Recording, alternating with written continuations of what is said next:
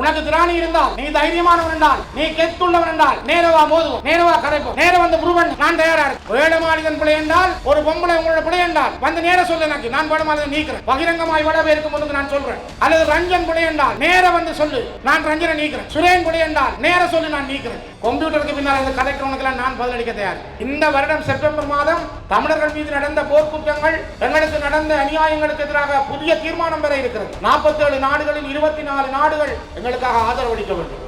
இதை இல்லாமல் செய்வதற்கு இலங்கை ஒரு நல்ல பாதையில் போகிறது. தமிழர்கள் எல்லாம் எண்ணிக்கையோடு நிற்கிறார் என்று காட்டுவதற்கு சபைகளை வெல்ல அவர்கள் துடிக்கிறார்கள். நாங்களே எங்களுடைய கண்ணை தோண்டி அவர்கிட்ட கொடுத்துட்டு சித்திரம் பார்க்கலாமான்னு யோசிக்க போறோம். மகிந்த வேட்டியை கழட்டினால் இவன் கௌசலத்தையை கழட்டி போறான். தங்களுடைய சொந்த சகோதரி கதிராமத்து அழகி மெனம்பேரியை நிர்வாணமாகி ரேப் பண்ணி தெருத்தெருவாக நிர்வாணமாக கொண்டு சென்று அவரை சுட்டுக் கொன்ற ஒரே ஒரு இனம் உலகத்தில் கேவலங்கட்ட இனம் சிங்கள இனம், சிங்கள ராணுவம். அவர்கள் செப்பிரியா மீதும் செய்தார்கள். எலிக்கடை சிறையினுடைய படங்களை பார்த்தால் ஒரு பாக்குவட்டி மாதிரி நீள காலோடு நிற்கிற அதே டில்வின் சில்வா இளமை காலம். இன்றைக்கு அவர் கொஞ்சம் வயது முதிர்ந்த காலம். இந்த டில்வின் சில்வா தான் 83 மிகப்பெரிய இனப்படுகொலையை கட்டவிழ்த்து விட்டது இதே ஜேவிபி. எந்த தலைவன் இறுதி வரை வாழ்ந்த மண்ணில் எத்தனை ஆயிரம் இழப்புகளுக்கு பிறகும் நாங்கள் பீனிக்ஸ் பறவைகள் போல மீண்டும் மீண்டும் எழுந்து நிற்கிற இந்த மண்ணிலே இருந்து நான் கேட்கிறேன், ஒரு வாக்கு தன்னும் நாங்கள் வெளியிலே போனால், ஒரு சபைதானும் அது என்பிபிக்கோ அல்லது வேறு யாருக்குமே போனால், தமிழர்களுடைய தனித்துவம் என்பது, தமிழர்களுடைய அரசியல் உரிமை என்பது, தன்னுடைய அரசியல் வாழ்வு என்பது சூன்யமாகிக் கொள்ளும். அன்றகுமார சனாயக்கா சொல்றார், கரணி சொல்கிறார், நாங்கள் இந்த தேர்தல் முடிந்த அப்புறம் பேசுவோம், புதிய வரைவு பற்றி பேசுவோம், புதிய சீர்திருத்தம் பற்றி பேசுவோம். ஆனால் பேச மாட்டார்கள். பேசுவதற்கு அவர்கள் தயாரில்லை. சுனாமி கட்டமைப்பு சிறான் இந்த கிளிநொச்சி இந்த பழைய கட்சியெல்லாம் இருந்தது. எங்களுடைய செல்வின் அண்ணன் அதுக்கு பொறுப்பா இருந்தார். அதை கூட அப்பொழுது இந்த விவசாய அமைச்சர் இப்போதைய அன்றகுமார நாட்டின் ஜனாதிபதி சந்திரியாவுக்கு சொன்னார், விடுதலை புலிகளோடு இணைந்து நீங்கள் செய்தால் நாங்கள் இருக்க மாட்டோம் என்று பிரிந்து போனார். எதிர்த்தவர்கள் அவர்கள். சாதாரண சுனாமி கட்டமைப்பு. அப்ப இந்த மண்ணில் ஒரு தரம் போர்ல அடிக்கப்பட இல்லையா? சுரேஷ் பிரேமச்சந்திர பதில் என்ன? செல்வம் அடைக்கலாம். நான் கேட்கிறேன், இந்த முறை பட்ஜெட்டுக்கு போய் என்பிபிக்கு வாக்கு போட்டீங்க. நான் கேட்கிறேன், நீங்கள் இன்னைக்கு கட்டி பிடிச்சி வச்சிருக்கீங்களா? அப்ப இங்க ஒரு தரம் சாக இல்லையா? போர் கூட்டம் நடக்க இல்லையா? சித்தாந்தனை கேட்கிறேன், நீங்களாம் கைக்கு வச்சுக்கிறீங்க. வாக்கு பொறுப்பு நீங்க எங்கேயும் போவீங்களா? ஒரு கொள்கை இல்லையா உங்களுக்கு? கொள்கை இருந்தா நீங்க எங்க இருந்திருக்கும்? இந்த முறை ஒரு இந்தியா எடுத்துக்கணுமே. நீங்க என்னுடைய இந்நேர அன்பான வணக்கங்கள். நான் நினைக்கிறேன், நான் இந்த இடத்தில் சிறப்பாக எங்களுடைய பூநகரின் ஆச்சிக்குடா மண்ணில் இருந்து வருகை தந்திருக்கின்ற எங்கள் நாச்சிக்குடா இருணைதீவு வட்டார கலையினுடைய தலைவர் அண்ணன் சலீம் அவர்கள் தலைமையிலே வருகை தந்த என் அன்பிற்கினிய தமிழ் பேசும் முஸ்லீம் சகோதரிகளே சகோதரர்களே, சிறப்பாக உங்கள் அனைவருக்கும் என்னுடைய வணக்கங்கள். நான் நினைக்கிறேன், இந்த மேடையிலே நான் ஏறி நிற்கிற பொழுது, இவ்வாறான ஒரு நிகழ்வு நடக்கிற பொழுது, எனக்கு பின்னாலே இந்த இடத்திலே எங்களுக்கான ஒரு அரசியல் பயணத்தை ஆரம்பித்து தந்த, கிளிநொச்சி மண்ணுக்கான ஒரு அரசியல் வாழ்வை தந்த, 50 ஆண்டுகளுக்கு மேல் அரசியல் பயணம் செய்து இந்த தேசத்திலே தமிழ் தேசியத்துக்காக வாழ்ந்த அண்ணன் மாவை சேனாதிராஜா அவர்களை நான் ஒரு கணம் இந்த மேடையில் இருந்து நினைக்கிறேன். இப்பொழுதும் கூட எனக்கு பின்னாலே அவர் இருப்பது போல என் மனம் சொல்லுகிறது. ஏனென்றால் அவர் இல்லாத மேடையை நான் இன்றுதான் பார்க்கிறேன். கடந்த காலங்களில் அவர் இந்த மேடையிலே என்ன நிகழ்வு நடந்தாலும் எங்களோடு இருந்திருப்பார். அவருடைய இடத்தை நிரப்ப இன்னொருவர் இல்லை என்பதை இந்த கால இடைவெளி எங்களுக்கு தந்திருக்கிறது. அண்ணன் மாவை ஸ்ரீநாதராஜா அவர்களை மனதிலே நினைக்கிறேன். அதே போல நான் நினைக்கிறேன், அண்மையிலே காசாவிலே எங்களைப் போல தண்ணீருக்காக, உணவுக்காக, அன்றாட வாழ்வுக்காக, இருப்புக்காக கண்ணீரோடு செத்து கொண்டிருக்கின்ற அப்பாவி காசாவாழ் முஸ்லீம் சகோதரர்களை இந்த இடத்திலே நினைக்கிறேன். அண்மையிலே உலகத்தினுடைய மீட்புக்காக வாழ்ந்து உலக மீட்சிக்காக தன்னுடைய உயிரை சமாதியாக்கி கொண்ட பாப்பரசரை நினைக்கிறேன். நேற்றைய தினம் எங்கள் மண்ணிலே இருந்த 2வது குருமகா சன்னிதானம், என் அன்புக்கும் மதிப்புக்கும் என்னை வழிநடத்திய குரு திருஞான சம்பந்த பரமாச்சாரிய சுவாமிகளை நினைக்கிறேன். இவர்களுடைய நினைவுகளோடு இந்த மண்ணிலே எங்களுக்காக வாழ்ந்து நாங்கள் இதிலே நின்று பேசுகிறோம் என்றால், தங்களுடைய இரத்தமும் கண்ணீரும் சதையுமாக எங்களை காத்த, குறிப்பாக மட்டக்களப்பு அம்பாறை மண்ணிலே இருந்து வந்து எங்கும் வெல்வோம் எதிலும் வெல்வோம் என்று ஜெயந்தன் படையணியாக வந்த வீரர்கள், இந்த மண்ணிலே போராடி களமாடி மடிந்த மாவீரர்கள், எங்கள் பிள்ளைகள் எல்லோரையும் இந்த கணம் ஒரு கணம் நான் இந்த மேடையிலே நினைக்கிறேன். என் அன்புக்குரியவர்களே, நாங்கள் ஒரு தேர்தல் வருகிற பொழுதுதான் வந்து பேசுகிறோம் என்பதல்ல. பேசிக்கொண்டிருக்கிறோம், பல பேரோடும் உரையாடுகிறோம். நாங்கள் பல விடயங்களை உங்களோடு பரிமாறிக்கொண்டிருக்கிறோம். இந்த தேர்தல் ஏன் முக்கியம் என்பதை இந்த இடத்திலே எனக்கு முதல் பேசிய பலருமே மிக தெளிவாக உங்களிடம் சொன்னார்கள். டட்லி செல்வா ஒப்பந்தம், பண்டா செல்வா ஒப்பந்தம், இந்த ஒப்பந்தங்கள் எல்லாம் ஒரு காலகட்டங்களிலே கிழித்தறியப்பட்டது.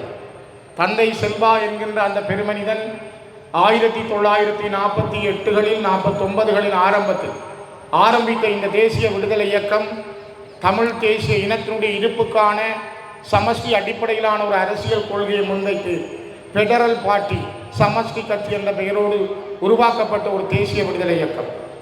இந்த தேசிய விடுதலை இயக்கத்தினுடைய மைய பொருளாக தந்தை செல்வா இவர்களோடெல்லாம் பேசி பார்த்தார். மாவட்ட சபையை கூட ஏற்றுக்கொண்டு போகலாமா என்ற ஒரு முயற்சியை எடுத்து பார்த்தார். காலங்காலமாக நாங்கள் சிங்கள தலைவர்களால் தொடர்ந்து மெல்ல மெல்ல மெல்ல நாங்கள் ஏமாற்றப்பட்டோம். எல்லா வழிகளும் ஏமாற்றப்பட்ட பொழுதும் எங்களுடைய அறவழி போராட்டங்கள், எங்களுடைய தர்மத்தின் வழியான போராட்டங்கள் எல்லாம் ஆயுத முனையிலே அடக்கப்படுகிற பொழுதுதான் எங்களுடைய இளைஞர்கள் துப்பாக்கி பற்றி சிந்திக்க வேண்டிய அந்த எந்த ஆயுதத்தை யார் எடுக்கிறானோ அவனுக்குரிய பதிலை அதே ஆயுதத்தால் வழங்க வேண்டிய சூழலுக்குள் அவர்கள் தள்ளப்பட்டார்கள். அதனால்தான் நாங்கள் ஒரு ஆயுத போராட்டத்தை முன்னெடுத்தோம்.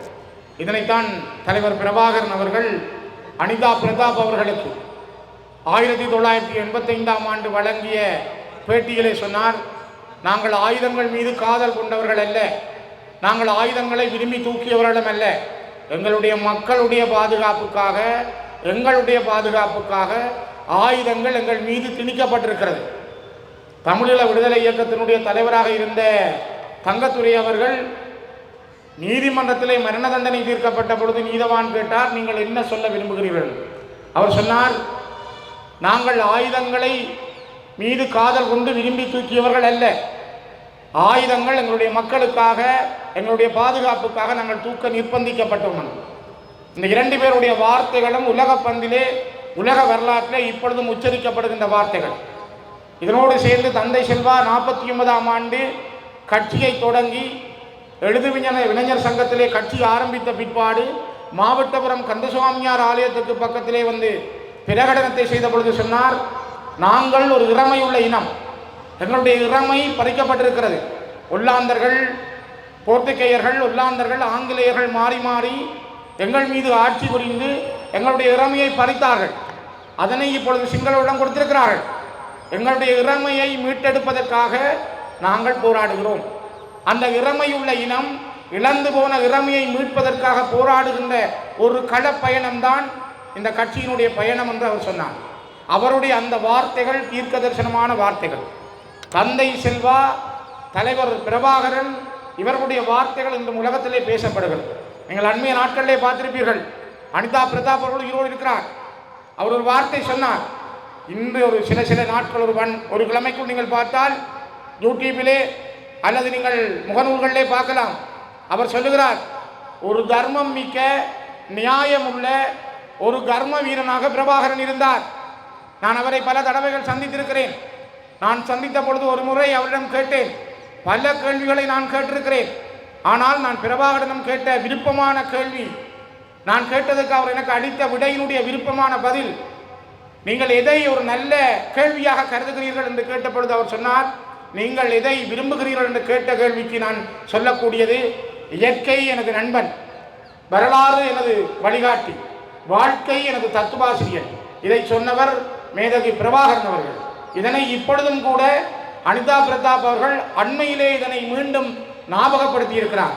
பிரபாகரனை இந்தியா சரியாக புரிந்து கொள்ளவில்லை. பிரபாகரனுடைய உன்னதமான நேர்மைகளை இந்தியா புரிந்து கொள்ளவில்லை. பிரபாகரனை சரியாக கையாள இந்தியாவுக்கு தெரியவில்லை என்று அண்மைய நாட்களில் 85களில் பிரபாகரனை அடையாளப்படுத்திய அனிதா பிரதாப் அவர்கள் சொல்லுகிறார்.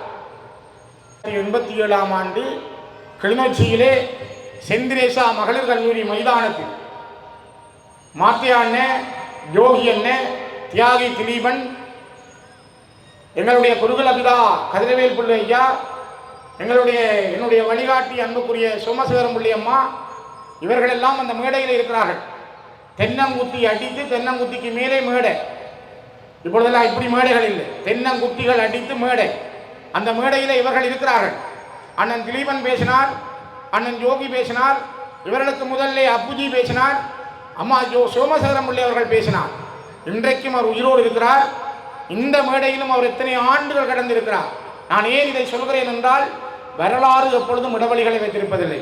அடிக்கடி தம்பிய அருணாச்சலம் சத்யானந்தன் சொல்கிறார், வரலாறு இடவழிகளை நிரப்பிக் கொண்டிருக்கும்.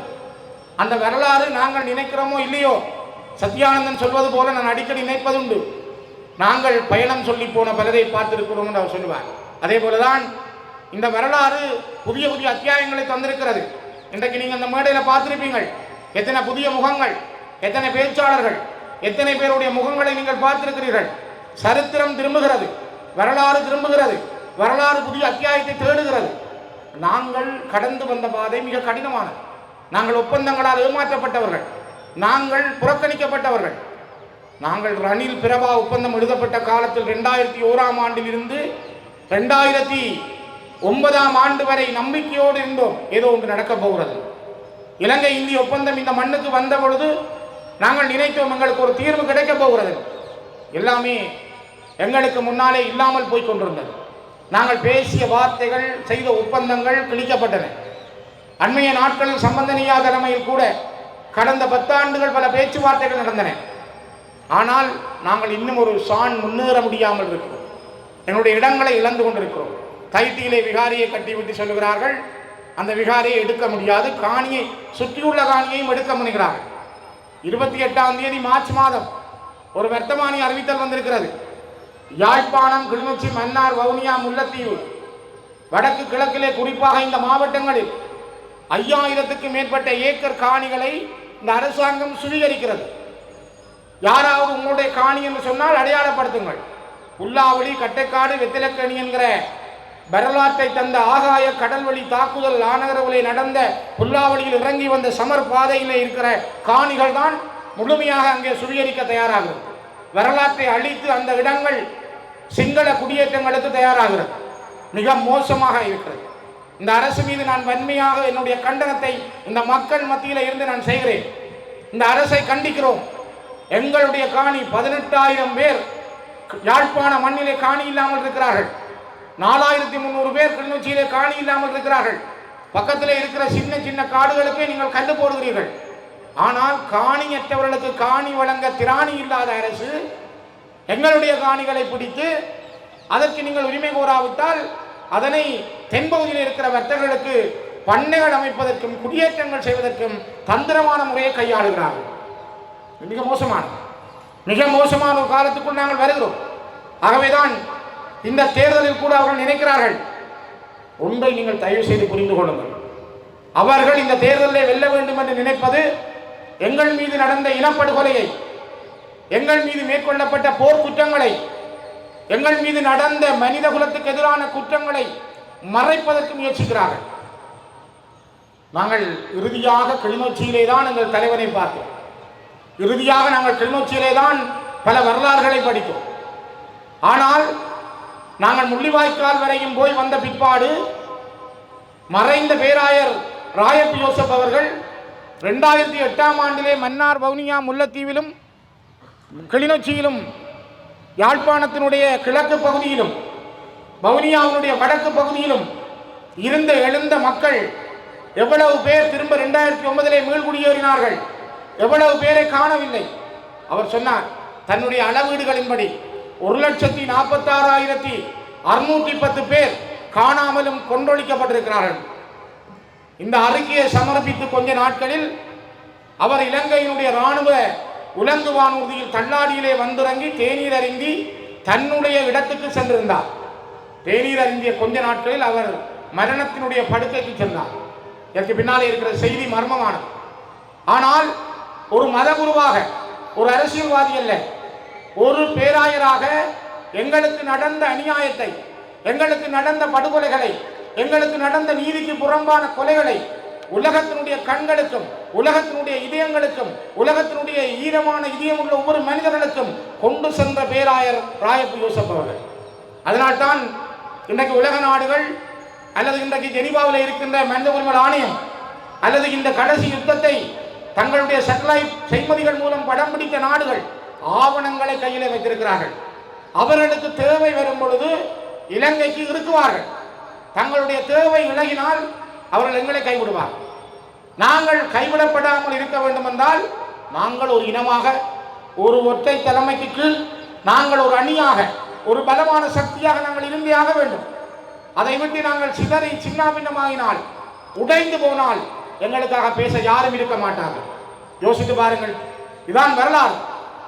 நான் நினைக்கிறேன் கடந்த செப்டம்பர் மாதம் ஜெனீவாவிலே கொண்டுவரப்பட்ட தீர்மானத்திற்கு இந்த நாட்டினுடைய அயலுறவுத்துறை அமைச்சர் விஜித கேரத் போய் சொன்னார், நாங்கள் இந்த தீர்மானத்தை ஏற்றுக்கொள்ள மாட்டோம். அங்க யாரும் கொல்லப்படவில்லை, யாரும் இங்கு சுடப்படவில்லை, செத்ததெல்லாம் பயங்கரவாதிகள் என்று சொன்னார். இதனைத்தான் இன்றைக்கு ஒரு சின்னத்திலே கேட்கின்ற பல சின்னங்கள் மாறி மாறி வந்த சந்திரகுமார் என்ற இந்த பச்சை இன துரோகியும் கீழாஞ்சலியும் இதே சந்தியில், இந்த டிப்போ சந்தியிலே நின்று அவர்கள் சொன்னார்கள் 2011ஆம் ஆண்டு இங்கே யாரும் கொல்லப்படவில்லை, செத்தவர்கள் எல்லாம் பயங்கரவாதிகள், புலிகள், தமிழ் மக்கள் யாரும் கொல்லப்படவில்லை என்று சொன்ன சந்திரகுமார் இன்றைக்கு தன்னை அபிஷேகம் செய்து கொண்டு ஓனாய் இன்றைக்கு ஆடாக மாறி இன்னொன்றுக்குள் நிற்கிறது. சொன்னார் ஒருத்தரும் சாகவில்லை. இந்த மார்ச் மாதம் போய் சொன்னார், யாழ்ப்பாண மக்கள் எங்களுக்கு 3 சீட் தந்திருக்கிறார்கள், மட்டக்களப்பில் எங்களுக்கு 3 கிடைத்திருக்கிறது, வவுனியாவில் எங்களுக்கு 2 கிடைத்திருக்கிறது, 8 MP எங்களுக்கு இருக்கிறது, தமிழ் மக்கள் எங்களோடு இருக்கிறார்கள். ஆகவே அவர்களுக்கு எந்த இதுவும் நடக்கவில்லை. அங்கே இருக்கிற சில அரசியல்வாதிகள் சொல்றார்கள். இது யார் சொல்லுகிறார் என்றால் இந்த அரசாங்கத்தினுடைய அயலுறவுத்துறை அமைச்சர் விஜித கேரத் கந்துநெத்தி வாரார் ஆனரவு. அவர் வந்தோடனே உப்பு தொழிற்சாலையை திறக்கிறார். உங்கள் எல்லாருக்கும் தெரியும், ஆனையரவு உப்பு தொழிற்சாலை தமிழீழ பொருண்மைய மேம்பாட்டு நிறுவனம் யுனிசெஃபோடு சேர்ந்து அந்த உப்பு கூட்டுத்தாபனத்தை நடத்தி இருந்தது. ஆனையரவு என்ற உப்பு எங்களுடைய வரலாற்று பெயர், எங்களுடைய ஹிஸ்டாரிக்கல் நேம். அந்த அடையாள பெயருக்கு ராஜா லுனு அவர்கள் வைத்திருக்க பெயர். நான் உடனே கேட்டேன், சுனில் கந்துநெத்தியை தொலைபேசியில் கேட்டேன். அவர் சொன்னார், ஸ்ரீதரன் எக்ஸ்ட்ரீம்லி சாரி, நாங்கள் உடனே மாற்றுவோம் என்றார். ஆனால் இதுவரையும் அது நடக்கவில்லை. விமல் ரத்நாயக்கா வந்து கேட்கிறார், உங்களை பார்த்து உங்களுக்கு உப்பின் ருசி வேணுமா, உங்களோட பேர் வேணுமா? நாங்கள் ஒரு இனம், எனக்கு ஒரு தனித்துவமான மொழி இருக்கிறது, எனக்கு ஒரு தனித்துவமான அடையாளம் இருக்கிறது, எனக்கு ஒரு தனித்துவமான கலாச்சார பண்பாட்டு அடையாளம் இருக்கிறது, எனக்கு ஒரு பொருளாதார வளம் இருக்கிறது, எனக்கு ஒரு கல்வி முறை இருக்கிறது. ஆகவே நான் ஒரு தனித்துவமான தேசிய இனம். அது என்னுடைய குறி, என்னுடைய பரம்பரை, என்னுடைய பட்டி குறி. என்னுடைய குறியை இழந்த தமிழர்களாக நாங்கள் வாழ விரும்பவில்லை. ஆகவே என்னுடைய ஹிஸ்டாரிக்கல் நேம் ஆனையரவு உப்பு என்பது என்னுடைய பரம்பரை பெயர். அது எங்களுக்கு தேவை. அதை நாங்கள் யாரும் விட்டுக் கொடுக்க முடியாது. இதைத்தான் நான் விமல் ரத்நாயக்கா அவர்களுக்கு சொல்றேன். நீங்க ரஜல் ஒன்று வச்சிருக்கலாம், அது உங்களோட ஊர்ல வச்சிருங்க. ஆனால் எங்களுக்குரியது, எங்களுடைய மண்ணுக்குரியது, எங்களுடைய இடத்துக்குரியது, அவங்களுடைய தேசத்தினுடைய நேம், அந்த பெயரை நாங்கள் மாற்ற முடியாது. சரி, இதுக்கு பிறகும் நாங்கள் அவருடைய இந்த முயற்சி, இன்னைக்கு இருக்கிற NPPயில் இருக்கிறவர்களும் கொஞ்சம் முகவர்களை அனுப்பியிருக்கிறார்கள். தம்பி வேலுமாறன் சொன்ன மாதிரி கொஞ்சம் சுயேட்ச குழுக்களும் இருக்குது. இதெல்லாம் சேர்ந்து அதுக்கு பின்னால் வேறு வேறு சக்திகளும் இருக்கு. இவர்கள் சேர்ந்து என்ன நினைக்கிறார்கள் என்றால், இந்த சபைகள் தமிழர்களுடைய கையில் இல்லாமல், தமிழரசு கட்சியினுடைய கையில் இல்லாமல், இது ஒரு சிங்கள தேசிய கட்சியின் கையிலே வந்தால், அதுவும் NPPயுடைய கட்சியின் கையிலே வந்தால், அவர்கள் நாளையே போய் ஜெனீவாவிலே சொல்வார்கள். ஏனென்றால் இந்த வருடம் செப்டம்பர் மாதம் தமிழர்கள் மீது நடந்த போர்க்குற்றங்கள், எங்களுக்கு நடந்த அநியாயங்களுக்கு எதிராக புதிய தீர்மானம் பெற இருக்கிறது. 47 நாடுகளில் 24 நாடுகள் எங்களுக்காக ஆதரவு அளிக்க வேண்டும். மிகப்பெரிய கடினமான நாட்கள் வருகிற செப்டம்பர் எங்களுக்கு கடினமான நாட்கள். இதை இல்லாமல் செய்வதற்கு இலங்கை ஒரு நல்ல பாதையில் போகிறது. தமிழர்கள் எல்லாம் NPPயோடு நிற்கிறார் என்று காட்டுவதற்கு சபைகளை வெல்ல அவர்கள் துடிக்கிறார்கள். தயவு செய்து புரிந்து கொள்ளுங்கள். நாங்களே எங்களுடைய கண்ணை தோண்டி அவர்கிட்ட கொடுத்துட்டு சித்திரம் பார்க்கலாமான்னு யோசிக்க போறோம். ஆக இந்த NPP அரசு என்பது ஒரு நவீன முகம். அதான் வேலன் சொன்ன மாதிரி, மகிந்த வேட்டியை கழட்டினால் இவன் கௌசலத்தையை கழட்டி கொண்டு போறான். இந்த நிலைமையில நாங்கள் நிற்கிறோம். நாங்கள் மாற வேண்டும். நாங்கள் மாறியாகவும். இந்த இனம் அடுத்தவரின் மானம் காத்த இனம். உங்களுக்கு தெரியும், 1971ஆம் ஆண்டு சேகுவேரா புரட்சி என்று சொல்வார்கள். ஜேவிபி புரட்சி நடந்த பொழுது இலங்கை ரோகண விஜயவீரவை கைது செய்து கொண்டு வந்து முதல் அக்கராயிலே அடைத்து வைத்திருந்தார்கள். அக்கராயின் பாடசாலை அப்பொழுது ஜெயிலுக்காக கட்டப்பட்டது. பிறகு அது பாடசாலையாக மாற்றப்பட்டது. அங்கிருந்து யாழ்ப்பாண கோட்டைக்குள் கொண்டு வைத்து அவரை நிர்வாணமாக்கி அடித்தார்கள். உடுப்பில்லாமல் அடித்தார்கள். அதில் சிங்களர்கள் கைது செய்தவர்கள் தங்களுடைய சொந்த சகோதரி கதிராமத்து அழகி மெனம்பேரியை நிர்வாணமாகி ரேப் பண்ணி தெரு தெருவாக நிர்வாணமாக கொண்டு சென்று அவரை சுட்டுக் கொன்ற ஒரே ஒரு இனம் உலகத்தில் கேவலங்கட்ட இனம் சிங்கள இனம், சிங்கள இராணுவம். அவர்கள் தான் இசைப்பிரியா மீதும் செய்தார்கள். அந்த கோட்டையிலே இருந்த ரோகண விஜயவீர அவர்களை உடுப்பில்லாமல் அடித்து போட்ட பொழுது முரசு மூட்டையில் இருந்த தங்கத்துறை அண்ணன் அவரும் அந்த ஜெயிலில் இருந்தார். நான் சொல்வது பொய்யல்ல, போய் கேளுங்கள். முரசு மூட்டையில் ரூபாயசரம் இருக்கிறார். முரசு மூட்டையில் இருந்த தங்கத்துறை அண்ணன் தன் இடுப்பில் இருந்த துவாயை கலட்டி கொடுத்தார். ரோகண விஜயரோகினி கட்டி கொண்டு நில்லன். மானம் காத்த தமிழர்கள் நாங்கள். அடுத்தவன் மானத்தை புடுங்குறவர்கள் அல்ல நாங்கள். என் மானம் போனாலும் பரவாயில்லை, நீ மானத்தோடு இரு என்று கொடுத்த கிளிநொச்சி தமிழன் தங்கத்துறை. ஆகவே கிளிநொச்சி மண் மானத்துக்காக தன்னுடைய மானத்தை இழந்தாலும் அடுத்தவன் மானத்தை காப்பாற்றிய வரலாற்றை கொண்ட மண் என்பதை நாங்கள் மறக்க முடியாது. கண்களாடா தமிழீழம் பார்க்க போகிறது என்று கேட்ட டில்வின் சில்வா தான் இன்றைக்கும் ஜேவிபிக்கு செயலாளர், என்பிபிக்கு செயலாளர். உங்களுக்கு தெரியும், அந்த வெள்ளிக்கடை சிறையினுடைய படங்களை பார்த்தால் ஒரு பாக்குவட்டி மாதிரி நீள காலோட ஒருத்தர் நிற்கிறார். அவருக்கு இந்த தாடி. அவரை பார்த்தீங்கன்னா அதே டில்வின் சில்வா இளமை காலம். இன்றைக்கு அவர் கொஞ்சம் வயது முதிர்ந்த காலம். இந்த டில்வின் சில்வா தான் இந்த கொலைகளுக்கு காரணகர்த்தா, தலைமை தாங்கி சென்றவர். 83 மிகப்பெரிய இனப்படுகொலையை கட்டவிழ்த்து விட்டது இதே ஜேவிபி, இதே என்பிபி. மனம்பேரிக்கு நடந்தது பிழை. மனம்பேரிக்கு நடந்த அந்த அநியாயத்துக்கான இராணுவத்தையும் பொலிசுக்கு நீங்க தண்டனை வழங்கி இருக்கிறீர்கள். சரி, சிங்கள இனம் உங்களுடைய சகோதரி செய்திருக்கிறீர்கள். இசைப்பிரியாவுக்கு நடந்ததுக்கு இதுவரை ஏன் உங்களால் நீதி வழங்க முடியவில்லை? இசைப்பிரியா இந்த மண்ணிலே ஒரு சகோதரியாக இருந்தார். அவருக்கான நீதியை என்பிபி அரசாங்கம் வழங்குவேன் என்று ஏன் சொல்ல முடியவில்லை? ஒப்பந்தங்கள் இங்கே எழுதப்படுவதுண்டு, ஒப்பந்தங்கள் கிழிக்கப்படுவதுண்டு. வரலாறுகள் எங்களுக்கு பல தடவைகள் பாடங்களை தந்திருக்கிறது. ஆகவே நாங்கள் அடிக்கடி இந்த மண்ணில் ஏமாற்றப்பட்டிருக்கிறோம். ஏமாற்றப்படுகிறோம் என்றால் நாங்கள் பலமாக இருக்கிற பொழுதுதான் ஏமாற்றம் குறை. நாங்கள் சிதறப்படுத்தினால், எங்களை சிதறடித்தால் நாங்கள் பலமான மனிதர்களாக மாற முடியாது. கிளிநொச்சி மண்ணில் நாங்கள் பல பணிகள் செய்திருக்கிறோம். நான் அவற்றை சொல்ல வரவில்லை. ஆனால் ஒரு இனமாக நாங்கள் சிந்திக்க தவறினால் நாங்கள் எங்களை இழந்து விடுவோம். தயவு செய்து ஒன்றை புரிந்து கொள்ளுங்கள். அண்மையிலே பாரதத்தினுடைய பிரதமர் மாண்புமிகு நரேந்திர மோடி அவர்கள் இலங்கை வந்திருந்தார். எங்களுடைய கட்சி, ஏனைய கட்சிகளுடைய பிரதிநிதிகள் 7 பேர் அவரை சந்தித்திருந்தோம். அந்த சந்திப்பிலே நானும் ஒருவன். அவரோடு பேசுகிற பொழுது கூட எல்லாருமே ஒரு தரப்பாக சொன்ன வார்த்தைகள், தமிழர்களுக்கு இங்கு நீதி கிடைக்கவில்லை. இலங்கை இந்திய ஒப்பந்தம் எழுதி 35 ஆண்டுகள் நெருங்குகிறது. நாங்கள் ஒரு நீதியான வாழ்வை இன்னும் அடைய முடியவில்லை. நாங்கள் அந்த வாழ்வை அடைவதற்கான வழிமுறை எங்களுக்கு கிடைக்க வேண்டும் என்றால் இந்தியாவுடைய அழுத்தம், இந்தியாவுடைய பக்கம் எங்களுக்கு தேவை என்பதை எல்லாருமே வலியுறுத்தினார்கள். உங்களுக்கு வரலாற்றை படித்தால் வரலாற்று ஆசிரியர் திருநாவுக்கரசு அடிக்கடி சொல்லுவார், இந்தியாவில் இருக்கிற மக்கள் மீது அல்ல இந்தியா மீது கொண்டிருக்கிற பயத்தின் காரணமாகத்தான் சிங்கள மக்கள் தமிழர்கள் மீது போர் செய்கிறார்கள், தமிழர்களை விரோதிகளாக பார்க்கிறார்கள். ஆகவே இந்தியா எப்பொழுதும் எங்களுடைய நலனில் இன்னும் சரியான வழியை செய்யவில்லை, ஒரு பாதையை திறக்கவில்லை என்கிற ஆதங்கம், வேதனை எங்களிடம் இருப்பதாக திருநாவுக்கரசு அடிக்கடி குறிப்பிடுவார். அதே போலதான் நாங்கள் பாரத பிரதமரிடம் இந்த செய்தியை சொல்லியிருக்கிறோம். ஆனால் உங்களுக்கு தெரியும், அவர் மட்டுமல்ல, பல ராஜதந்திரிகள், நாட்டின் தலைவர்களை நாங்கள் சந்திக்கிற பொழுது கூட எங்களுடைய நிலைமைகளை சொல்லுகிறோம், பேசுகிறோம். தமிழர்கள் ஒரு பலமான தரப்பாக இருக்கிறபடியால் தான் அது சரியானதாக நடைபெறுகிறது. இல்லை என்றால் அது எங்களை விட்டு தாண்டித்தான் அது செல்ல முடியும். அதனால்தான் நாங்கள் ஒரு பலம் இழந்து போனால் நிலம் இழந்து போவோம், நிலம் இழந்து போனால் இனம் இழந்து போவோம். ஒன்றை நாங்கள் புரிந்து கொள்ள வேண்டும், போராடாத இனமும் ஓடாத மானும் போராடாத இனமும் ஓடாத மானும் வாழ்ந்ததாக வரலாறு சொன்னார். அதே போல நாங்கள் போராடியே ஆக வேண்டும். இந்த தேர்தல் களம் என்பது கூட எங்களுக்கு ஒரு போராட்ட களம். உங்களுடைய கையில் இருக்க போற வாக்குச்சீட்டு ஒரு வெப்பன், சக்தி வாய்ந்த வெப்பன், மிகப்பெரிய ஒரு ஆயுதம்.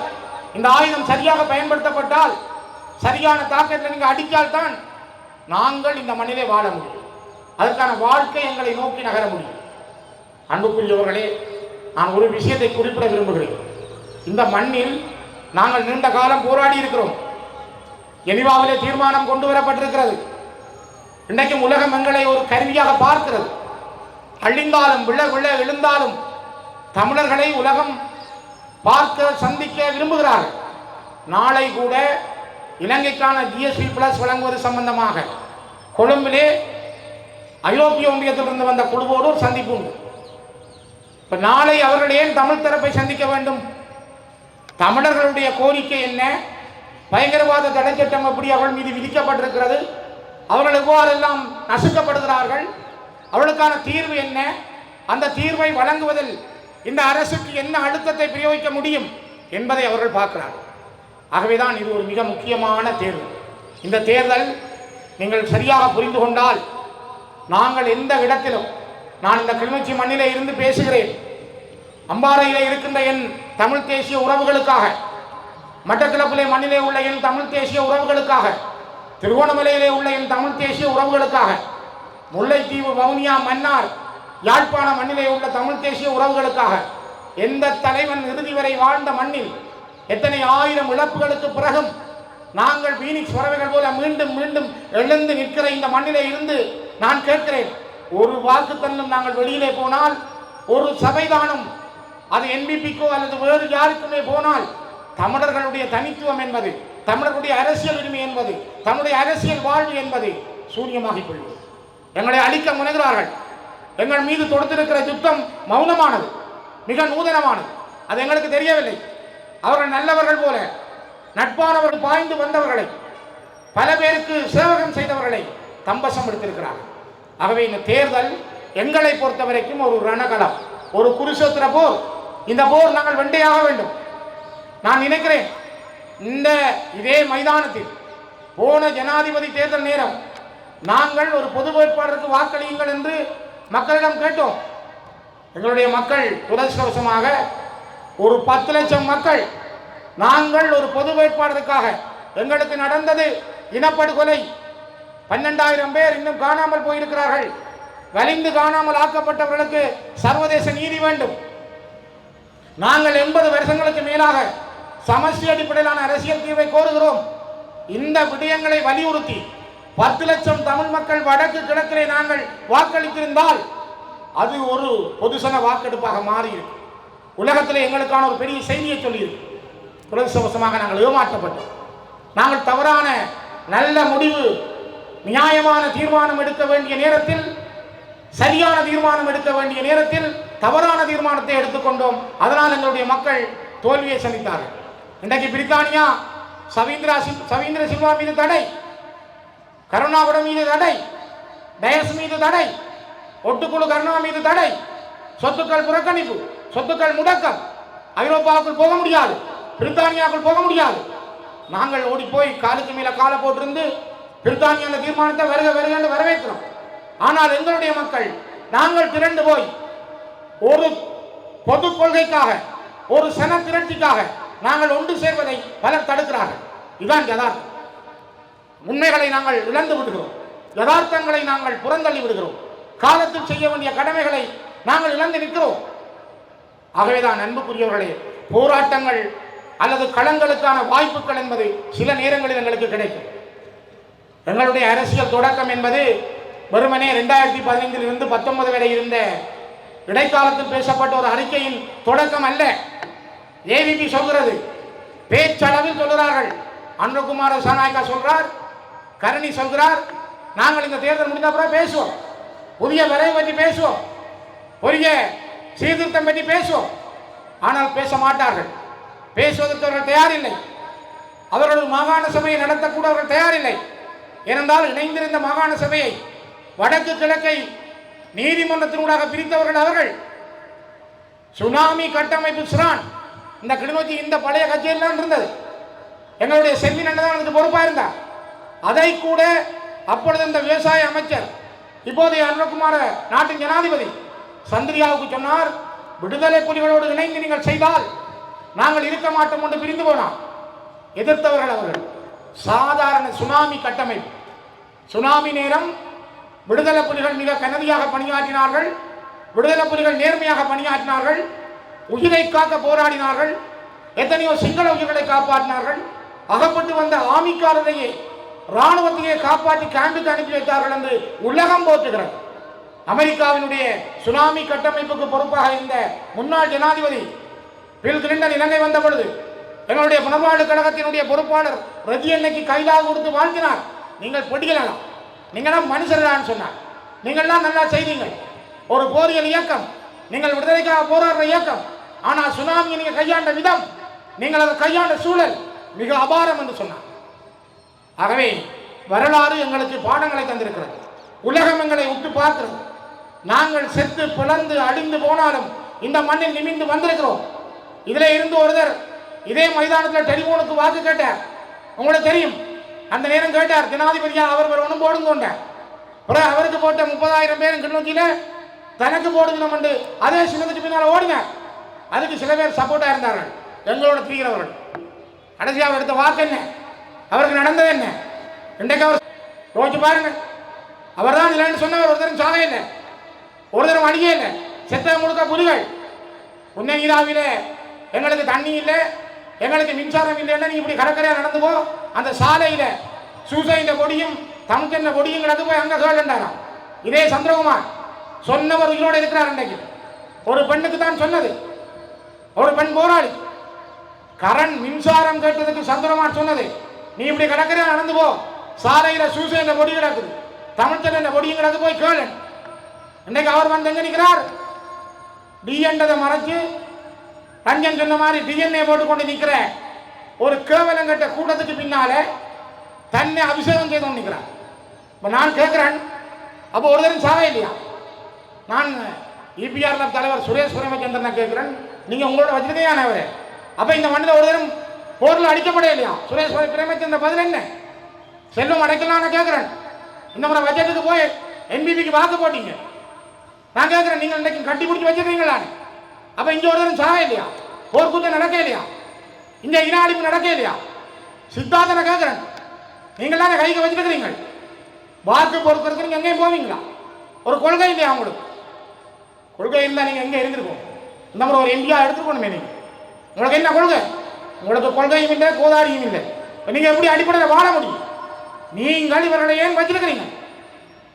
இங்க பார்த்தா எங்கிட்ட இருக்கிற உண்டு, அவருக்கு அடுத்து சந்திரகுமாருக்கு போன் பண்ணிதான் கிளிநொச்சியில் கணேசபுர வட்டாரத்தில் அதை மட்டும் தோக்கடிக்கும். என்ன விலை கொடுத்தனாலும் தோக்கடிக்கும். நாங்கள் உங்களுக்கு எவ்வளவு தருவோம். அன்புக்குரியவர்களே, உங்களுக்கு தெரியும், நான் ஆரம்பத்திலே சொன்னேன், நாங்கள் அழிந்து போகிற காலங்களில் எல்லாம் 2011 2 சபைகளை நாங்கள் நாமினேஷன் ரிஜெக்ட் பண்ணப்பட்டது. நான் யாரையும் காட்டி கொடுக்கல, நானே என்னுடைய தலையில் அந்த பொறுப்பை போட்டேன். என்னோட கூட இருந்த ஒரு எங்களை அழிக்க நினைந்த ஒரு சக்தி தான் அதை அப்படி கெடுத்தது. ஆனால் நான் யாரையும் இதுவரை காட்டி கொடுக்கல. அது நான் விட்ட தவறு என்றே சொல்லிக்கொண்டேன். அந்த நேரம் எனக்கு வந்து தெம்பு தந்து, இல்லை பரவாயில்லை, நாங்கள் வேற கட்சியில் போட்டு வெல்லுவோம் சார் என்று எனக்கு தெம்பு தந்த வேளமாளிதனை இன்றைக்கு கணேசபுரத்தில் தோக்கடிக்க வேணும் என்று ஒரு அலவாங்கு கேட்குதென்றால், ஒரு தேவாங்கு நினைக்குதென்றால் அவருடைய நினைப்பு என்ன என்றால், தமிழ் தேசியம் இங்கே இருக்கக்கூடாது. எத்தனை பேர் எழுதுறாங்க, எத்தனை பேர் முகம் தெரியாமல் எழுதுறாங்க. அப்பன் அப்பா தெரியாம, அப்பா அத்தை தெரியாத எழுதாரு. யாருக்கு நாங்கள் பதிலளிக்க தயாரில்லை, பயப்பட மாட்டோம். எழுதுங்க, எவ்வளவு எழுதுங்க, எத்தனை பேரும் எழுதுங்க. உனக்கு திராணி இருந்தால், நீ தைரியமானவன் என்றால், நீ கெத்துள்ளவன் என்றால், நேரவா மோதுவோம், நேரவா கரைப்போம், நேரம் வந்து ப்ரூவ் பண்ணு, நான் தயாரா இருக்கேன். வேடமாளிதன் பிள்ளை என்றால், ஒரு பொம்பளை உங்களோட பிள்ளை என்றால் வந்து நேர சொல்ல, எனக்கு நான் வேடமாளிதன் நீக்கிறேன், பகிரங்கமாய் வட பேருக்கு முன்னுக்கு நான் சொல்றேன். அல்லது ரஞ்சன் பிள்ளை என்றால் நேர வந்து சொல்லு, நான் ரஞ்சனை நீக்கிறேன். சுரேன் பிள்ளை என்றால் நேர சொல்லு, நான் நீக்கிறேன். நீங்க கம்ப்யூட்டருக்கு பின்னால் இந்த கதைக்கிறவனுக்கெல்லாம் நான் பதிலளிக்க தயார். நாங்கள் இவ்வளவு காலமும் இங்க வாழ்ற பொழுது எங்கட அலுவலகத்துக்குள்ள கொண்டு வந்து வச்சது சந்திரகுமாரும் அவற்றை ஆக்கணும். 100 ஆமி 50 போலீஸ் எங்கட அலுவலகத்தை சுற்றி வளைத்தார்கள். சீபோர் குண்டுகளை கொண்டு வைத்தார்கள். வேடமாதிரியை கைது செய்து கொண்டு போனார்கள். 13 மாதம் காரணம் இல்லாமல் வேடன் சிறையில் இருந்தார். எத்தனை பேருக்கு தெரியும்? நாங்கள் எத்தனை பேர் ஞாபகத்தில் வச்சிருக்கிறோம்? இதை எழுதுவதும் இல்லை. அதுக்கு பிறகும் எங்களோட அலுவலகத்தில் கூட்டம் நடந்தது. பாராளுமன்ற உறுப்பினர்கள் மாவை சேனாதிராஜா, சரவணபவன், சுமந்திரன், நான் இவ்வளவு பேரும் நாங்கள் இதுக்கு பல பேர் இருக்கிறீங்க. 1000 பேர் சிங்கக்குடியில் வந்தார்கள். கல்லறிந்தார்கள்.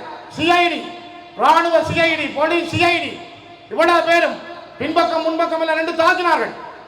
அந்த அலுவலகத்துக்கு அண்ணன் மறைந்த கோராஜா வேட்டியை கட்டி கொண்டு நின்று வாசல் நின்று வெள்ளம் தெரிஞ்சவர் கொஞ்சம் பேருக்கு.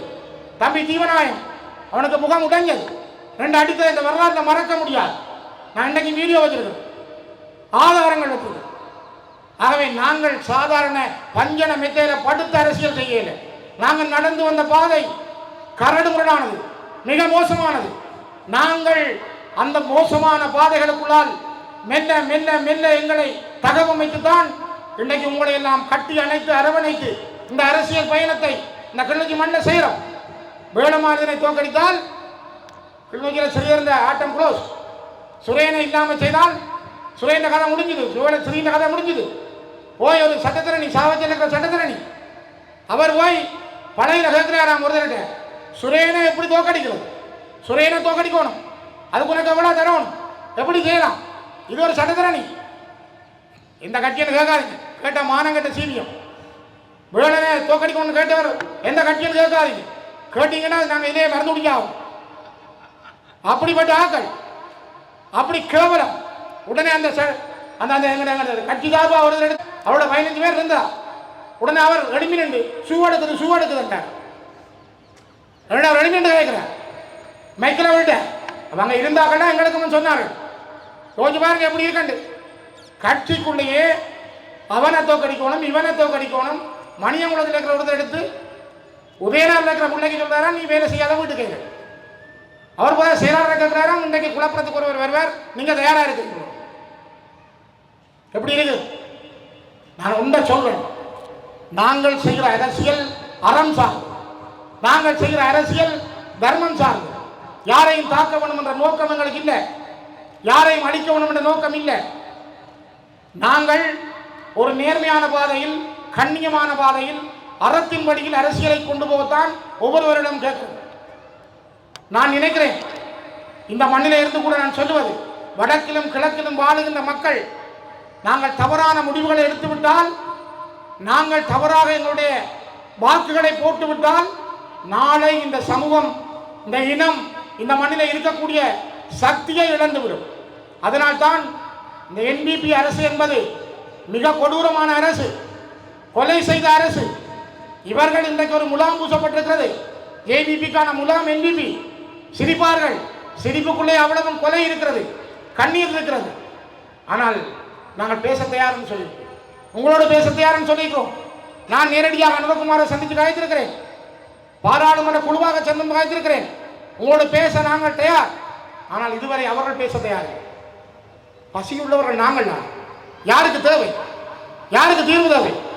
அவங்களோட பேச நீங்கள் தயாரில்லை. ஆகவேதான் நாங்கள் பலமாக இருந்தால்தான் அவர்களால் இறங்கி வர முடியும்.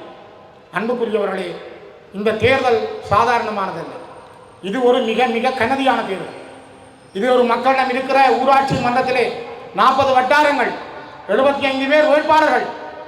இந்த 40 வட்டாரங்களில் நாங்கள் வென்று, நாங்கள் 15க்கு மேற்பட்ட விகிதாசார முறைகளையும் கையில் எடுத்தால்தான் 3 சபைகளும் நாங்கள் சாதித்திருக்கிறோம் என்ற செய்தியை நாளை சொல்லும். ஒவ்வொரு வாக்குகளும் ஒவ்வொரு தங்கப்பவனுக்கு பெறுமதியான. அதனால்தான் நான் உங்களுடைய பாதங்களை தொட்டு விநியமாக கேட்கிறேன்.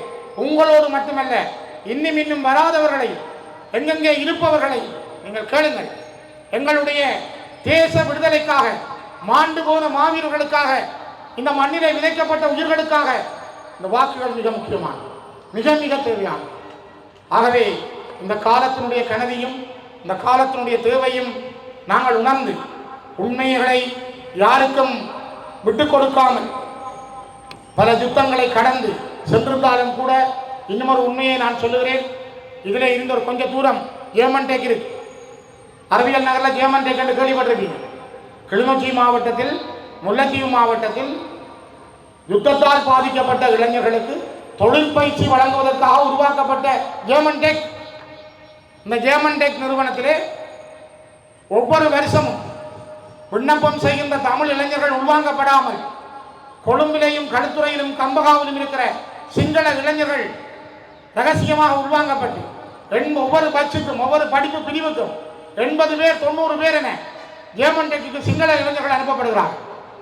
3 நாட்களுக்கு முதல் இந்த ஜேமன் டெக்கில் 2 தமிழ் இளைஞர்களை, அங்கு படிக்கின்ற மாணவர்களை சிங்கள இளைஞர்களும் அங்கு இருக்கின்ற 2வது அதிபராக இருக்கிற சிங்கள மொழி பேசுகின்றவரும் அடித்து மண்டையை பிளந்திருக்கிறார்கள். யோசித்து பாருங்கள். இன்றைக்கு கூட கோடிக்க வந்துட்டு பிரச்சனை, இன்றைக்கு உங்களோட வீட்டு கோடிக்க பிரச்சனை, நாளைக்கு உங்களோட வீட்டு கேட்டு உங்களோட கதவு தட்டப்படுற பொழுது அதுக்கு பிறகு நாங்கள் யோசிக்க போறோம். யாருக்கு கட்டப்பட்ட ஜேமன் டெக்? ஜேமனி நாடே. நான் பகிரங்கமாக கேட்கிறேன், யுத்தத்தால் பாதிக்கப்பட்ட மக்களுக்கா அல்ல யுத்தம் செய்தவர்களுக்கா? இதானே இன்றைக்கு இலங்கையில் நடக்கும். யார் எங்கள் மீது குண்டுகளை பொழிந்தானோ, யார் எங்கள் மீது பராஜ் குண்டுகளை வீசினானோ, யார் எங்கள் மீது கொத்தனி குண்டுகளை வீசினானோ, யார் எங்கள் மீது பொசுரஸ் குண்டுகளை வீசினானோ, யார் எங்களுக்கு உணவனுப்பாமல் கொத்து கொத்தாக எங்களை பட்டினியால் கொல்ல வைத்தானோ அவன்தான் இன்றைக்கு நீதிபதி. அவன் மேசனேறி இருக்கிறான். அவன் கேட்கிறான், உங்களுக்கு சண்டை நடத்துறான், உங்களுக்கு சாப்பாடு வேற இல்லையா, அவன் மீது குண்டு போட்டதா? யாரு கேட்கறது? போட்டவன் கேட்கிறான். அதான் நீதி. இதைதான் நான் கேட்கிறோம். சர்வதேச நீதி வேணும். இது ஒரு சர்வதேசத்தால் அங்கீகரிக்கப்பட்ட நீதியா வேணும். குற்றம் செய்தவனே நீதிபதியாக மாற முடியும். ஆகவே இந்த அரசு தமிழ் மக்களுக்கான அரசு அல்ல. இது ஒரு 50 ஆண்டுகள் சிங்கள மக்களிடம் இனவாதத்தை கட்டி வளர்த்து சிங்கள மக்கள் ஊறிப்போய் இருக்கிற அந்த சிங்கள பேரினவாதம் ஒரு புதிய வடிவத்தை எடுத்திருக்கிறது. அது பூதாகாரமாக இனித்தான் வெளியில வரும். 7 மாதம் முடிஞ்சுது. தேங்காய் விலை 280 ரூபா கிலோ, உப்பின் விலை 322 ரூபா, 122 ரூபா, 222 ரூபா. யோசிச்சு பாருங்க. சீனியை விட உப்பு விலை கூட, சீனியை விட தேங்காய் விலை கூட. இன்னும் கொஞ்ச நாள்ல வேலை செஞ்சு வரலாம். காலம் இவர்களுக்கும் ஒரு பதிலை சொல்லும். நேர்மை இல்லாமல், கண்ணியம் இல்லாமல், ஒரு இனத்தினுடைய உண்மைகளை புரிந்து கொள்ளாமல் வந்தால் இதுதான் நடக்கும். கடைசியாக அந்த இறுதியாக 2015-19 கூட எழுதப்பட்ட இடைக்கால அறிக்கை பாராளுமன்றத்தில் ஆராயப்பட்டது. அதில் போலீஸ் அதிகாரம் இல்லை, அதில் நிதி அதிகாரம் இல்லை. ஏக்கிய ராஜ்யம் அதை விடுவோம், அது பேசி கலைச்சு போனோம். ஆனால் அது ஒரு விவாத பொருளாக எடுக்கப்பட்டது. சம்பந்தனையா அந்த நேரம் சொன்னார், நாங்கள் இதை விவாதத்துக்கு எடுக்கிறோம், இதில் என்ன சேர்க்க வேணும், அதில் என்னென்ன விஷயம் கொண்டு வரணும், அந்த விஷயத்தை பிறகு பார்ப்போம், முதல் விவாதம் செய்வோம். அது விவாதிக்கப்பட்டதை தவிர அது ஒரு தொடக்க புள்ளி அல்ல. நாங்கள் அப்படி அதிலிருந்து போகவில்லை. ஆனால் ஜேவிபி தங்களுடைய தேர்தல் விஞ்ஞாபனத்தில் அந்த 2015-19 இருந்த விடயத்திலே சில கரிசனை கொள்ளுகிறோம் என்ற வார்த்தைகளை கொண்டிருந்தார். அதுவும் நடக்காது. ஆகவே இது நடக்கும். இங்கெல்லாம் நடக்காதுன்னா என்ன நடக்கும்? நாங்கள் ஒரு சக்தியாக எழும்ப வேணும், நாங்கள் ஒரு இனமாக எழும்ப வேணும், நாங்கள் ஒரு பலமான சக்தியாக மாற வேணும். அந்த மாறுவதற்கான கடம் தான் இந்த தேர்தல். அன்புக்குரியவர்களே, அண்ணன் சீமான் சொன்னது போல, உன்னுடைய முகம் சிதைந்தால் உன் பிணத்தை கூட அடையாளம் காண முடியாது. உன்னுடைய மொழி சிதைந்தால் உன் இனத்தை அடையாளம் காண முடியாது. அதனால்தான் என்னுடைய இனம், என்னுடைய மொழி, என்னுடைய நிலம், என்னுடைய பொருளாதாரம், என்னுடைய கல்வி, என்னுடைய பண்பாடு, என்னுடைய கலாச்சாரம், இது என்னுடைய உயிர் நாடிகள், என் தேசத்தினுடைய அத்திவாரம். இவற்றை சரியாக கருத்தில் எடுங்கள். இந்த தேர்தல் உங்களுக்கான ஒரு குருஷேத்திர போர். ஒவ்வொரு தேர்தலும் போர் தான். தொடுக்க போகிற போர் ஆயுதம் இல்லை. பிள்ளையான் வச்சிருக்க ஜூன் 3 இல்லை. பிள்ளையான் இப்பதான் ஜூன் 3 பார்த்துருப்பார். நான் 85ஆம் ஆண்டு பார்த்துறேன். எங்களோட செல்வாண்டி டீச்சரும் 85ஆம் ஆண்டு பார்த்துருக்கோம். நீங்கள் பொய் இல்லை, நான் சொல்கிறேன், உண்மையாக தான் சொல்லுவேன். கிளிநொச்சி இந்து கல்லூரியில் நெடுமாறன் ஐயா வந்தவர் எங்களை சந்திக்க. நெடுமாறன் ஐயா கூட்டிக் வந்தவர் மன்னார் மாவட்டத்தினுடைய தளபதியாக இருந்த விக்டர் அண்ணன், விடுதலை புலிகளின் மத்திய குழு உறுப்பினர், மூத்த தளபதி லெப்டினன்ட் விக்டர். அவர் கையில் வச்சிருந்தா ஜூன் 3. என்ன டீச்சர் நான் சொல்கிறேன் சரிதான்? அவன் பார்த்தவன், நானும் பார்த்தேன். 85ஆம் ஆண்டு நாங்கள் பார்த்துனாங்க, நாங்கள் தொட்டு பார்த்துனாங்க. 85ஆம் ஆண்டு யாழ்ப்பாண பொலிஸ் நிலையம் தாக்கின பிறகு ராக்கெட் லான்ச்சர் என்றா என்ன, கிரனைட் லான்ச்சர் என்றா என்ன என்பதை வட்டக்கட்சியில் வச்சு விடுதலை புலிகள் வகுப்படுத்தார். ஆயுதங்களை நாங்கள் பார்த்தவர்கள், தும்பில் இருந்து துப்பாக்கி வரை தூக்கி பார்த்தவர்கள். எங்களுக்கு தெரியும் குண்டு செய்கிறவர்கள் எங்கிட்ட இருக்கிறார்கள், பீரங்கி இயக்கக்கூடியவர்கள் இருக்கிறார்கள், துப்பாக்கி தூக்கக்கூடியவர்கள் இருக்கிறார்கள். ஆனா 15 வருஷம் நாங்கள் மௌனம் காக்கிறோம். இதான் எம்பிபிக்கு பயம். தான் 50 வருஷத்துல எப்படி வந்தனோம், இவங்க திரும்ப எப்படி வருவாங்களே. காலம் யாருக்காகவும் காத்திருக்காது. சத்யானந்தனின் வார்த்தைகளை திரும்ப சொல்லுகிறேன். வரலாறு இடைவெளிகளை வச்சிருக்காது. நீங்கள் எங்களை அடிக்க நினைத்தால், நீங்கள் எங்களை சிதைக்க முனைந்தால், நீங்கள் எங்களை ஏமாற்ற நினைத்தால் வரலாறு எங்களுக்கும் ஒரு வழியை திறக்கும். அந்த வழி எங்கள் இனத்துக்கான விடுதலைக்கான வழியாக இருக்கும். அது எங்கள் இனத்துக்கான விடுதலையினுடைய உச்சமாக இருக்கும். ஆகவேதான் அன்புக்குரியவர்களை இவ்வளவு நேரமும் நீங்கள் பொறுமையோடு திரண்டு வந்து காத்திருந்து எங்களுடைய இந்த கருத்துக்களை கேட்கிறீர்கள். இது நாளை உங்களில் இருந்து நாளை நாளை மறுதினம் 2 நாட்கள் இன்னும் நீங்கள் பிரச்சாரம் செய்யக்கூடிய நாட்கள், பகிரங்கமாக அல்ல, நீங்கள் கலைக்கக்கூடிய நாட்கள். ஸ்ரீதரன் மேடையில் சொன்னார், பிரச்சாரம் போன முறை தான் கூட்ட முடிய, நாளைக்கு எங்களோட வாக்காளர் வேட்பாளர் வாங்கணும்னு சொன்னான். அதுக்கு போலீஸ் வந்து எங்கள்ட வீட்டை நிற்கிறாங்க ஆஃபீஸில். இப்போ நான் இதை சொல்ல, நாளைக்கு போலீஸ் வந்து அங்கே நிற்பார். ஏன்னா எங்களில் முடிக்கிறேன்னா முன்னுக்கு நிற்பார். மற்றபடி அங்கே வேறு சின்ன ஒட்டி இருந்தால் கழிக்க மாட்டேன், எங்களுடைய மட்டும் முன்னுக்கு கழிப்பேன். ஆள்றவனுக்கு ஒரு சட்டம் தானே. ஏன்னா அகப்பா பிடிக்கிறவன் நம்மளாக இருந்தால் அடிப்பந்தி என்ன நுய்பந்தி என்ன. ஆகவே ஆள்றவன் கையில் பொலிஸ் இருந்தா ஆற்ற கையில் இருக்குமென்னு தெரியுதான். இதால தான் எங்களுக்கு பொலிசை தாராங்கள் இல்லை, எங்களுக்கான பொலிஸ் அதிகாரம் இல்லை. ஆனால் காலம் மாறி வரும், சூழல் மாறி வரும். நாங்கள் மனிதர்களாக இந்த மண்ணில் நடப்போம், நிமிர்ந்து நடப்போம். அதற்கான வரலாற்றை தேடி எங்களுடைய பயணம் தொடரும். அந்த தொடக்கத்தினுடைய வரலாற்றின் நாளாக இந்த நாள் அமையட்டும். நாங்கள் 6ஆம் தேதி 12 மணிக்கே நான் நினைக்கிறேன் நல்ல செய்திகளோடு எல்லோரும் எழுந்திருந்து எங்களுடைய மகிழ்ச்சிகளை பகிர்ந்து கொள்வோம். நன்றிகள், மிக்க நன்றிகள், நன்றிகள்.